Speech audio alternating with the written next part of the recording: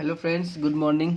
जैसा कि कल हम लोगों ने स्तंभ तक देखा था, अशोक के स्तंभ तक उसकी सारी जानकारी देखी थी। उसके अंदर देखे थे ईरानी स्तंभ से किस प्रकार है, कहाँ कहाँ अशोक के स्तंभ मिले हैं, किस प्रकार से अशोक के स्तंभ को दो भाग में बांटा गया। एक जो धम्म नीतियाँ या राज्य देश जिस पर छपी हुई थी, और दूसरा जो सादे स्तंभ थे।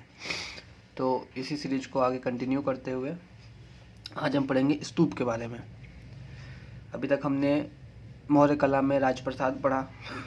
राजप्रसाद के बाद हम लोगों ने अशोक की कला के तहत हमने जो पढ़ाई की है वो आपका स्तंभ डिटेल में। अब पढ़ेंगे हम लोग स्तूप, ठीक है। तो आइए शुरू करते हैं स्तूप के बारे में। तो यहाँ आप देख पा रहे होंगे कि ये स्तूप की एक तस्वीर है। चाहे तो आप इसे बना सकते हैं पॉज करके देख के।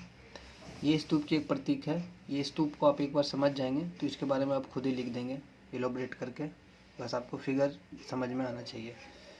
ये स्तूप है जो एक अर्धचंद्राकार आपको दिख रहा है, अर्धचंद्राकार के रूप में उल्टा रखा हुआ है। किसके ऊपर? मेधी के ऊपर, ठीक है। और इसके चारों तरफ क्या है? प्रदक्षिणा पथ, जिस पर बौद्ध भिक्षु जिसके चारों तरफ प्रदक्षिणा करते थे।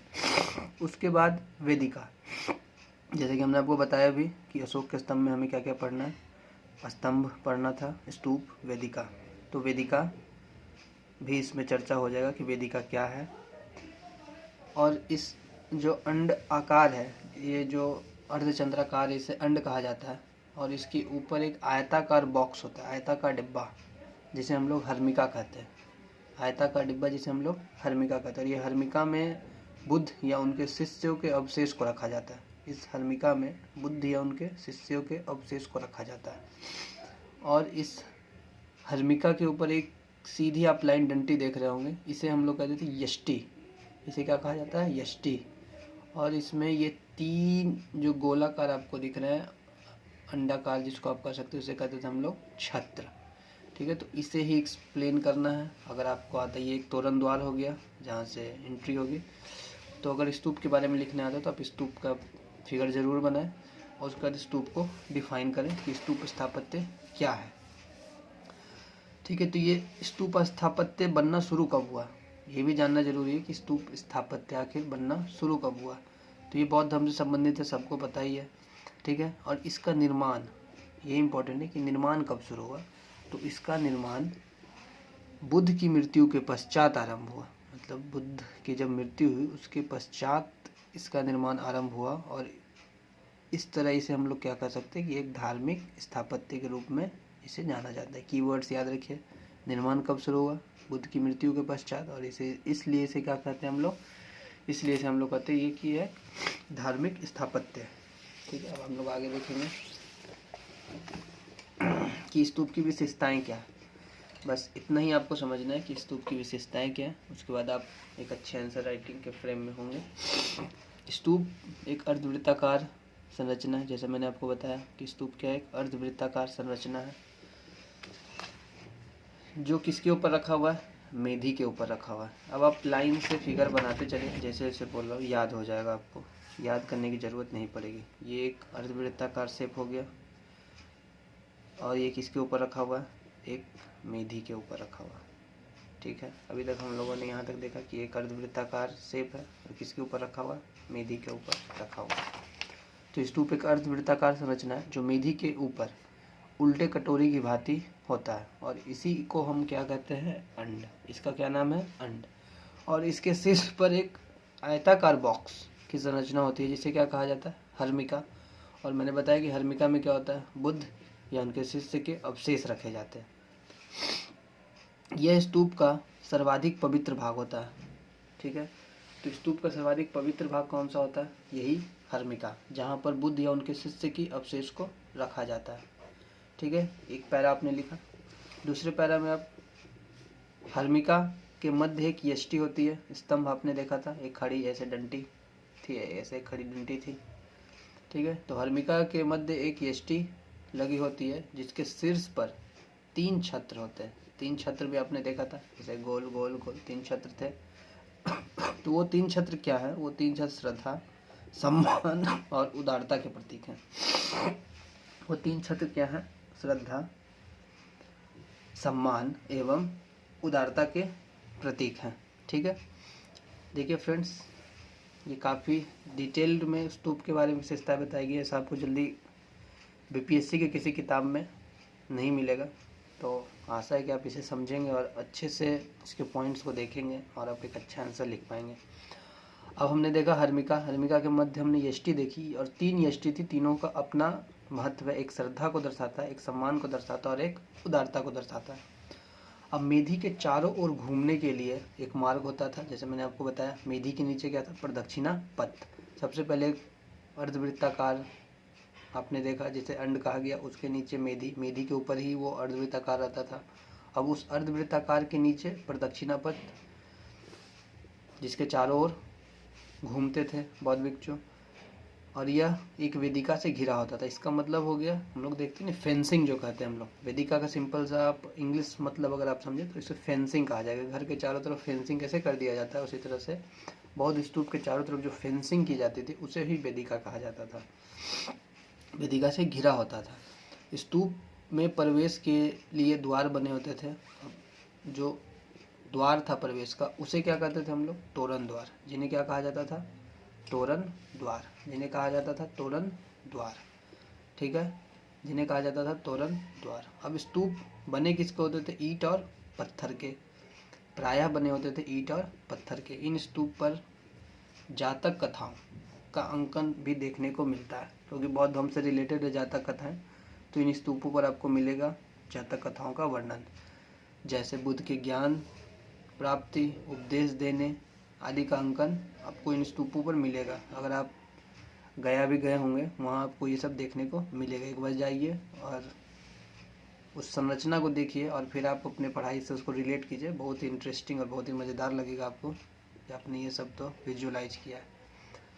साथ ही तोरण द्वार पर विभिन्न मूर्तियों के माध्यम से बौद्ध कथाओं का उद्घाटन या उद्घाटित जो भी किया जाता था। मतलब जो आपका तोरण द्वार था वो सिंपल कोई तोरण द्वार नहीं था कि बस गेट लग गया और आप एंट्री कर गए, नहीं। उस तोरण द्वार पर विभिन्न मूर्तियों के माध्यम से बौद्ध कथानकों को उद्घाटित किया गया।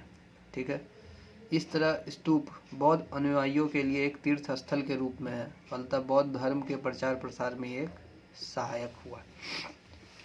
तो आपने ओवरऑल विशेषता देखी, इतने सारे पॉइंट्स आपके पास। आराम से आप स्तूप के बारे में डिटेल से लिख सकते हैं 150 वर्ड्स में, कोई दिक्कत आपको नहीं होगा। बस फिगर ध्यान होना चाहिए और किसका क्या काम है ये आपको पता होना चाहिए। अब हम लोग स्तूप के प्रकार को देखेंगे। विभिन्न स्तूप के प्रकार, ये आपके प्रीलिम्स में भी काम आ जाता है, कभी कभी क्वेश्चन पूछ सकते हैं कि स्तूप के प्रकार के बारे में। तो सबसे पहला शारीरिक स्तूप, जिसमें बुद्ध एवं उनके शिष्यों के अंग अवशेष, अब शारीरिक है तो बुद्ध और उनके शिष्यों के अंग अवशेष ही रखे जाएंगे, जैसे दांत, नाखून, अस्थियां, केश आदि। दूसरा है परिभौमिक स्तूप। परिभौमिक स्तूप कहने का मतलब है कि वैसे वस्तुओं को संग्रहित करना जो यूज किया गया है बुद्ध के द्वारा या उनके शिष्यों के द्वारा, जैसे चरण पादुका, भिक्षा पात्र या और कुछ। ठीक है, तो दो देखा हमने, शारीरिक, परिभौमिक, और फिर देखेंगे हम लोग उद्देशिका स्तूप। उद्देशिका से आपको पता है उद्देश्य का मतलब क्या? बुद्ध की यात्रा से जो स्थान पवित्र हुए उन स्थानों एवं जीवन से जुड़े स्थानों पर बनाए गए स्तूप। मतलब जहाँ जहाँ बुद्ध ने अपनी यात्रा की, जहाँ जहाँ बुद्ध गए, जो उनके जीवन से जुड़ा स्थल था, उन सब जगह जो स्तूप बनाए गए उन्हें क्या कहा गया? उद्देशिका स्तूप कहा गया। सारनाथ, लुम्बिनी सबसे अच्छे से एग्जाम्पल उद्देशिका स्तूप के। फिर हम लोग आते हैं संकल्पित स्तूप। संकल्पित स्तूप क्या है? जो बौद्ध श्रद्धालुओं द्वारा बनाए गए। बौद्ध के बहुत फॉलोअर थे बुद्ध के, तो उनके द्वारा जो स्तूप बनाया गया उन्हें कहा संकल्पित। याद कर कैसे कर सकते हैं आप? संकल्प किसने लिया? श्रद्धालुओं ने संकल्प लिया कि जहाँ जहाँ बौद्ध धर्म का प्रचार हो सके उस स्तूप के माध्यम से हम करेंगे। तो विभिन्न स्थानों पर छोटे छोटे स्तूप को संकल्पित स्तूप कहा जाता है। अब श्रद्धालु है तो बहुत बड़ा तो नहीं बना सकते, जितना उनका योग्यता है उस अनुसार उन्होंने कई छोटे छोटे स्तूप कई जगहों पर छोटे छोटे स्थानों पर बनाए, तो ये संकल्पित स्तूप था। प्रमुख स्तूप की बात करें तो सांची, प्रमुख स्तूप की बात करें तो अशोक ने सांची सारनाथ के स्तूपों का निर्माण करवाया। अशोक ने सांची और सारनाथ और सांची के स्तूप का निर्माण किसने करवाया? प्रीलिम्स का क्वेश्चन बन सकता है, अशोक ने। लुम्बिनी के स्तूप का भी निर्माण किसने करवाया? अशोक ने। वहाँ बने स्तूप के आकार, उसकी बुद्ध वृद्धि की, जिसका उल्लेख निगारी सागर अभिलेख में मिलता है। ठीक है, कहाँ मिलता है, किस अभिलेख में मिलता है हमें उल्लेख? तो निगारी सागर अभिलेख में मिलता है। ठीक है, लुम्बिनी में जो बना है, लुम्बिनी में जो बना था स्तंभ, उसके बारे में। तो ये हो गया स्तूप के बारे में आपको प्रकार। फिर आपने देखा स्तूप का फिगर, फिर आपने देखा स्तूप की विशेषताएं। ठीक है, यहाँ तक मेरे हिसाब से सब कुछ क्लियर होगा आपको। आप चाहे तो आराम से पॉज करके स्क्रीनशॉट भी ले सकते हैं और इसे अपने नोट्स में बना सकते हैं। ये देखिए, यहाँ से आपको पूरा आ जाएगा।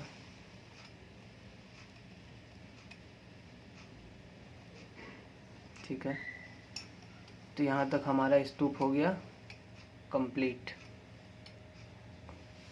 अभी हम स्तूप में और कुछ देखेंगे, छोटी मोटी चीज़ें जो हैं जो बाकी रह गई है देखना। तो आइए देखते हैं स्तूप के बारे में। तो बौद्ध परंपरा के अनुसार लगभग कितने स्तूप देखने को मिले? लगभग 84,000, लगभग 84,000 स्तूप का निर्माण करवाया गया है। ऐसा किसके अनुसार कहा गया है? बौद्ध परंपरा के अनुसार। बौद्ध परंपरा के अनुसार ऐसा कहा गया है कि कुल लगभग 84,000 स्तूपों का निर्माण करवाया गया है। ठीक है, हुएनसांग भी जब भारत आया था तो उसने तक्षशिला, श्रीनगर, थानेश्वर, मथुरा, कन्नौज, वाराणसी, वैशाली आदि इन स्थानों के स्तूपों की चर्चा की है अपने पुस्तक में। ठीक है, लेकिन क्या 84,000 स्तूप अभी देखने को मिलते हैं हमें? नहीं। ये हमारा दुर्भाग्य है कि हम इन स्तंभों को सुरक्षित नहीं रख सके। ठीक है, और लगभग बहुत सारे स्तंभ जो हैं नष्ट हो चुके हैं, और जो स्तंभ बचे हैं उसका संरक्षण हमें करना आवश्यक है। तो लगभग कितने स्तूपों का निर्माण करवाया गया है बौद्ध परंपरा के अनुसार? 84,000। और इसी में आप ऐड करके और लिख सकते हैं कि फाहियान ने भी कई स्तूपों का चर्चा अपने पुस्तक में किया है, जैसे सारनाथ, वैशाली, वाराणसी, श्रावस्ती, कन्नौज, प्रयाग आदि आप आराम से लिख सकते हैं। ठीक है, और इसके बाद हमने बोला वेदिका। तो वेदिका आप समझ ही गए, वेदिका क्या होता है? वेदिका का मतलब हो गया फेंसिंग। जो स्तूप बनते थे उसके चारों तरफ, ठीक है, चारों तरफ जो फेंसिंग किया जाता था स्तूप का। ये बीच में आपका स्तूप ऐसे है, और इसके चारों तरफ की फेंसिंग को कहते थे हम लोग वेदिका। यहाँ तक क्लियर? ठीक है, और इसके बाद हम लोग देखेंगे गुफा स्थापत्य को, जो भी इम्पोर्टेंट है। गुफा स्थापत्य में दो तरह के आपको मिलेंगे, एक चैत्य मिलेगा और एक विहार मिलेगा। तो चैत्य और विहार में अंतर क्या है? चैत्य जो था ये पूजा गृह था, ठीक है, और जबकि विहार जो था वो भिक्षुओं का रहने का स्थान था। बस इतना आपको बेसिक डिफरेंस पता होना चाहिए कि चैत्य क्या था और विहार क्या था। ठीक है, जो पहाड़ियों को काटकर, क्योंकि वहाँ पर उस समय जितने भी लगभग बनाए गए थे वो सब एक ही पहाड़ को काटकर बनाए जाते थे। तो चैत्य जो था वो पूजा गृह था। तो ये क्वेश्चन प्रीलिम्स में भी बहुत बार आता है कि चैत्य और विहार में क्या अंतर है। तो चैत्य बौद्ध भिक्षुओं के लिए पूजा गृह था, जबकि विहार क्या था? बौद्ध भिक्षुओं का रहने का स्थान था। और वास्तुकला की एक नई संरचना थी ये मौर्य काल में, क्योंकि इससे पहले ऐसा कोई भी संरचना आपको भारतीय इतिहास के कला में देखने को नहीं मिलता।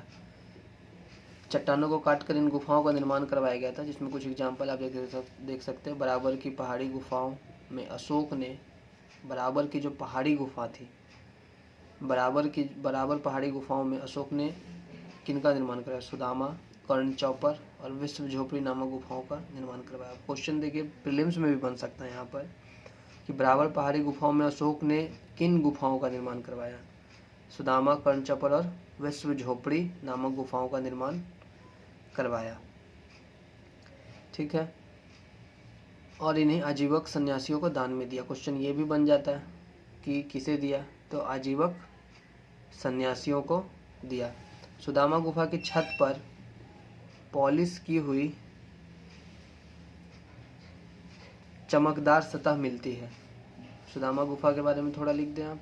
और इस तरह मौर्य शासक दशरथ ने नागार्जुन पहाड़ी पर गोपी गुफा, लोमस ऋषि गुफा का निर्माण करवाया। इन गुफाओं के निर्माण को देखकर ऐसा लगता है कि किसी पहाड़ी को न काटकर लकड़ी को काटकर गुफा का रूप दिया गया है। ठीक है, तो चैत्य हमने देखा, चैत्य और बिहार में अंतर। चैत्य का सिंपल मतलब है कि यह पूजा गृह था बौद्ध भिक्षुओं के लिए, और बिहार क्या था? रहने का स्थान। बराबर गुफाओं में हमने देखा पहाड़ी गुफा, जिसमें अशोक ने सुदामा, कर्णचौपर और विश्व झोपड़ी नामक गुफाओं का निर्माण करवाया और आजीवक सन्यासियों को दे दिया। सुदामा गुफा की छत कैसी थी? पॉलिश की हुई और चमकदार सतह थी। और दशरथ, अशोक का पुत्र दशरथ ने नागार्जुनी पहाड़ी पर कौन सी गुफा बनाई? गोपी गुफा और लोमस ऋषि गुफा का निर्माण करवाया। तो ये हो गया आपका चैत्य। इतना काफ़ी है आपके लिए, बीपीएससी मेंस के लिए लिखने के लिए। अगर पेपर 1 में कलश, मौर्य कला से आता है, क्योंकि आपको वर्ड लिमिट भी देखना है, तो आप सबके बारे में 4 लाइन 5 लाइन भी अगर जानते हैं, बेसिक डिफरेंस जानते हैं, कुछ एग्जांपल्स लिख देते हैं, तो आपका एक बेहतरीन आंसर निकल के सामने आता है। तो ये हमारा गुफा स्थापत्य और आपका पूरी स्तूप पूरी तरीके से समाप्त हो गया। और हमारा मौर्य कला में अब बचता क्या है? वो है मूर्ति कला, जो हमें जानना है और थोड़ा लोक कला के एग्जाम्पल को समझना है। तो आइए इसे भी कर लेते हैं, मूर्ति कला के बारे में।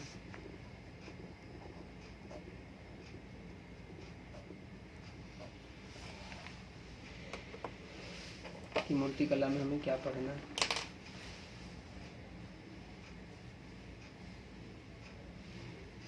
तो मूर्ति कला में भी एक हो गया कि चट्टान काटकर जो मूर्तियां बनाई गई। मूर्ति कला में भी आप 2 हिसाब से देखेंगे। एक हो गया जो चट्टान को काटकर मूर्तियां बनाई गई, और एक हो गया आपका जो स्तंभ के ऊपर मूर्तियां बनाई गई। 2 हिसाब से मूर्तियों का निर्माण किया गया है मौर्य कला में। एक चट्टान काटकर मूर्तियां बनाई गई और एक आपका सीधे स्तंभ के ऊपर मूर्तियां बनाई गई। अभी चट्टान काटकर जो मूर्तियां बनाएगी उसका सब सर्वश्रेष्ठ उदाहरण है, सर्वश्रेष्ठ उदाहरण है वो है आपका धौली स्थित, धौली जो कहाँ है? अभी उड़ीसा में है।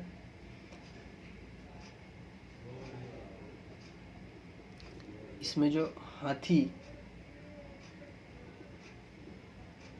की आकृति जो बनाई गई थी, पाषाण को काटकर, एक ही पाषाण को काटकर जो आकृति बनाई गई थी धौली में, ये सबसे उदाहरण है किसका? मूर्ति कला में चट्टान काटकर जो बनाया गया था। तो ये याद रखना आपको एग्जाम्पल कि मूर्ति कला में जो सबसे उदाहरण हमें मिलता है वो मिलता है धौली उड़ीसा में, जो हाथी की आकृति पाषाण से बनाई गई थी। ठीक है,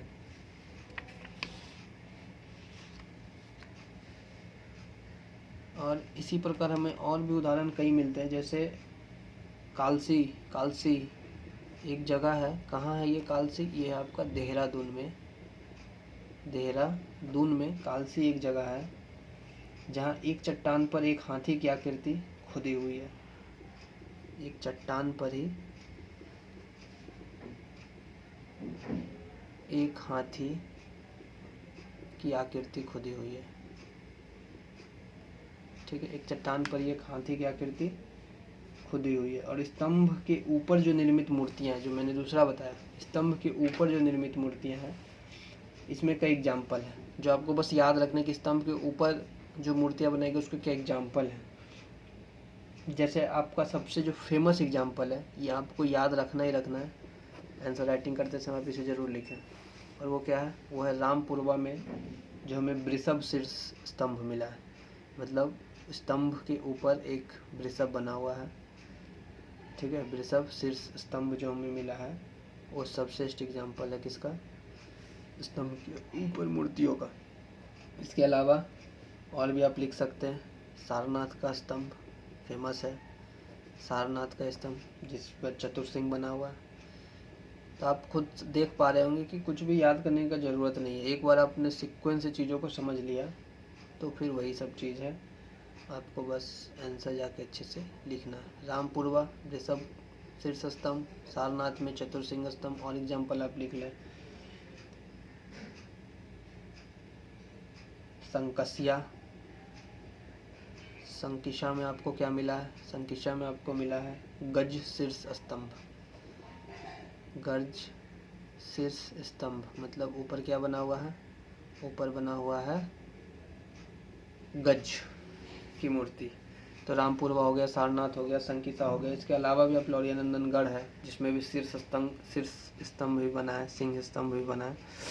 तो इस हिसाब से मूर्ति कला में आपने देखा चट्टान को काटकर जो मूर्तियाँ बनाई गई उसके सबश्रेष्ठ उदाहरण, स्तंभ के ऊपर जो मूर्तियाँ बनाई गई उसके सबश्रेष्ठ उदाहरण आपने देखे यहाँ पर। अब है जो लोक कला, आज हम लोग इसको फिनिश ही करेंगे, थोड़ा लंबा होगा वीडियो, लेकिन आज आपका मौर्य कला समाप्त हो जाएगा।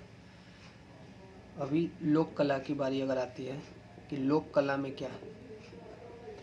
लोक कला का मतलब पहले ही मैंने आपको बताया था, जिस पर कोई भी राजकीय दबाव नहीं था, अर्थात कलाकारों ने स्वतंत्र रूप से अपने विचारों को मूर्त रूप प्रदान किया है लोक कला में। यहाँ पर कोई भी राजकीय हस्तक्षेप आपको देखने के लिए नहीं मिलता है, ठीक है। और इसलिए लोक कला से हमें उस समय की तत्कालीन सामाजिक,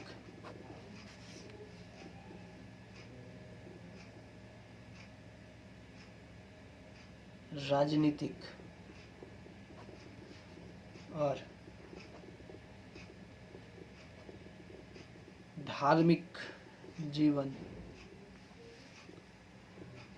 के अत्यंत महत्वपूर्ण पहलू पता चलते हैं, अत्यंत महत्वपूर्ण पहलू पता चलते हैं, ठीक है। लोक कला से क्या पता चलेगा आपको, जो राजकीय कला था उसमें तो समझ में आता है कि उसमें राज्य का हस्तक्षेप था, उस हिसाब से उन कलाओं को निर्मित की गई। लेकिन लोक कला जो स्वतंत्र रूप से विकसित हुआ उस समय के सामाजिक और धार्मिक जीवन के बारे में बहुत कुछ बताता है। तो लोक कला के अवशेष मिलने का सबसे बड़ा फ़ायदा क्या है, तो उस समय के सामाजिक और धार्मिक जीवन के बारे में हमें पता चलता है। तो लोक कला में जो विभिन्न पाषाण निर्मित विशालकाय प्रतिमाओं में मिला, उसमें यक्ष यक्षिणी, आपने पढ़ा होगा कि यक्ष यक्षिणी की मूर्ति बहुत इम्पोर्टेंट है जो हमें मिली है। यक्ष यक्षिणियों की मूर्ति इसमें सबसे इम्पोर्टेंट है आपके लोक कला में, ठीक है। अब आपको इसमें भी एग्जाम्पल्स याद रखने कहाँ कहाँ हमें कौन सी लोक कला की मूर्तियाँ मिली हैं, ठीक है। फिर इसके बारे में और देखेंगे, जैसे कुछ एग्जाम्पल्स हैं आपको, जैसे एक मथुरा ज़िले में आपको यक्ष की मूर्ति मिली है। मथुरा ज़िले में आपको किस चीज़ की मूर्ति मिली है, यक्ष की मूर्ति मिली है, जिसे मणिभद्र कहा गया है। चाहे तो आप याद कर सकते हैं, लेकिन सिर्फ जगह भी याद रखेंगे तो चलेगा आपके लिए। फिर आपको पटना के दीदारगंज में, इसे तो सब जानते ही होंगे, पटना के जो दीदारगंज में आपको मिला है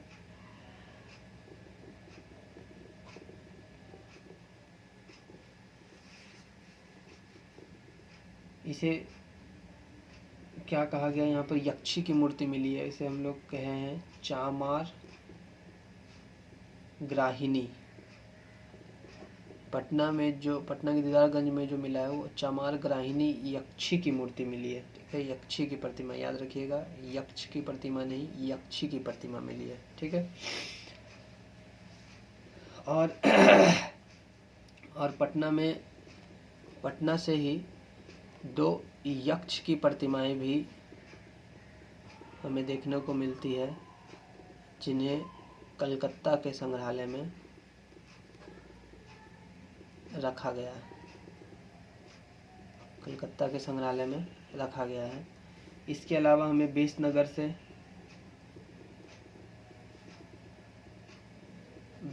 से हमें एक यक्षी की प्रतिमा प्राप्त हुई है। उसके बाद राजघाट से, अभी कहाँ है ये, वाराणसी में, दिल्ली वाले राजघाट से मत कंपेयर कर लीजिएगा फ्रेंड्स, वाराणसी में। यहाँ पर हमें क्या मिला है, त्रिमुख यक्ष की मूर्ति मिली है। ठीक है, बेसनगर से यक्षी, राजघाट से, पटना से, मथुरा जिले से, और जो इसमें इम्पोर्टेंट है वो है लोहानीपुर। लोहानीपुर जो पटना में ही है, यहाँ से 2 नग्न पुरुषों की मूर्तियाँ मिली है। तो इतने सारे आपके पास एग्जाम्पल होगा, आपको कुछ कुछ याद रखने हैं, 2-3 आपको एग्जाम्पल याद होने चाहिए। ठीक है, और ये सब मूर्तियों की विशेषता क्या है, थोड़ा इसको देख लें ताकि आपका एक आंसर एकदम कंप्लीट हो जाए। तो इन सभी प्रतिमाएं में जो पत्थर का यूज किया गया है वो है भूरे बलुए पत्थर का। ठीक है, भूरे बलुआ पत्थर का इस्तेमाल इसमें किया गया है, भूरे बलुआ पत्थर का इस्तेमाल किया गया है। चमकीले पॉलिश इसमें विद्यमान है। मैंने कहा ना, आप एक बार चीज़ों को समझ लेंगे फिर आप खुद बना के लिख देंगे। चमकीली पॉलिश आपको सब जगह लिखनी है, क्योंकि मौर्य कला की विशेषता ही थी चमकीली पॉलिश, जिसके कारण इसका तुलना किया गया था ईरान से, हम लोगों ने देखा था। तो भूरे बलुआ पत्थर से इसका निर्माण हुआ है, चमकीली पॉलिश इसमें देखने को मिलती है। साथ ही इन मूर्तियों में आपको वस्त्र तथा आभूषण का बहुत ही आकर्षक कॉम्बिनेशन देखने को मिलता है। बहुत ही मनोहर सुंदर दृश्य देखने को मिलता है वस्त्र और आभूषण का, जो इन मूर्तियों में आपको मिलेगा देखने को।